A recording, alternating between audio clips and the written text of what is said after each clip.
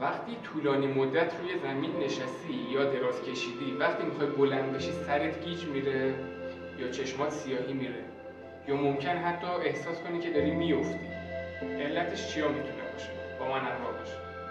سلام، به کانال اورژانسی واش خوش اومدید. افت فشار خون وضعیتی.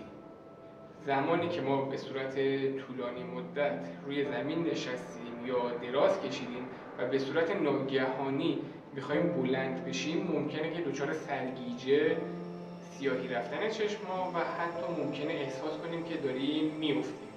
ممکنه دچار این علائم بشیم.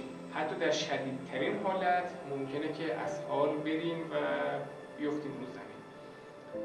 علت این افت فشار خون وضعیتی هستش که ما وقتی به صورت ناگهانی بلند میشیم، عروق ما انقباض خودشون رو پیدا نکرده و منبسط باقی میمونن و خون به صورت لحظه‌ای به مغز ما نمیرسه تا فرمانهای لازم رو به اعضای بدن ما بده و در این حالت ما ممکنه به صورت موقت دچار سرگیجه، سیاهی رفتن چشما و احساس کنیم که ممکنه بیفتیم بشیم. اگه این حالت ها خیلی شدید باشه، ممکنه که کامل شخص برای لحظه از هوش رفته و روی زمین بیفته. خب توی اینجور مواقع ما باید چه کاری انجام بدیم؟ ابتدا بحث پیشگیریه. زمانی که به صورت طولانی مدت دراز کشیدیم و رو زمین نشستیم، وقتی که میخوایم بلند بشیم مرحله به مرحله بلند بشیم. ناگهان بلند نشیم که دچار این عارضه و این اتفاق نشیم. ولی خب اگه یه همچین حالتی پیش اومد و شخصی دچار سرگیجه شد، باید آروم یه جا بشینه، حتی شده دراز بکشه تا این علائم برطرف بشه.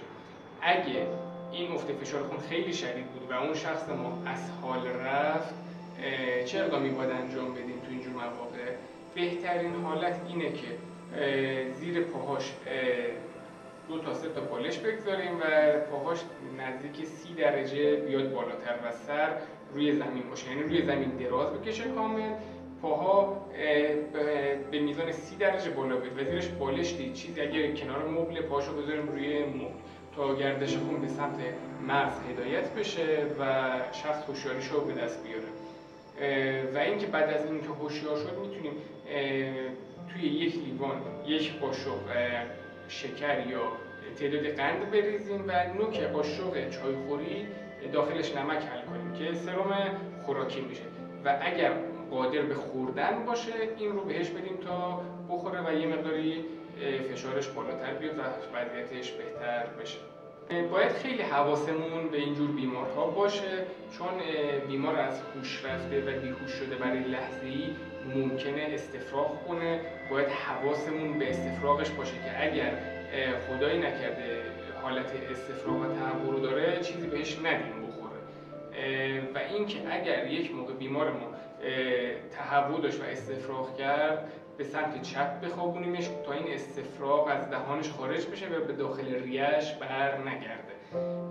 اگر دستگاه فشار خون داشته باشیم، بهتره که فشار خون بیمارمون رو، یعنی باید فشار خون بیمارمون رو چک کنیم ببینیم که به چه میزان هستش و اگر علائمش بهتر نشد، یعنی بعد انجام این کارها بیمار ما شرایطش بهتر نشد، همچنان سرگیجه رو داره، حالت تهوع رو داره، بیحالی رو داره، فشارش پایینه، باید به یک مرکز درمانی منتقل بشه و دارو بگیره و حتی نوار قلب ازش چک بشه که ببینیم خدایی نکرده دچار عارضه قلبی نشده باشه.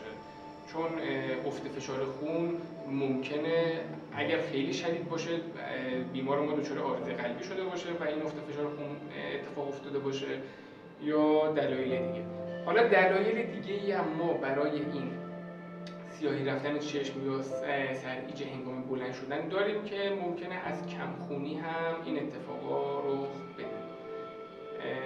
امیدوارم که همیشه سالم و سلامت باشین و با آموزش هایی که ما میدیم هیچ اتفاقی برای شما پیش نیاد.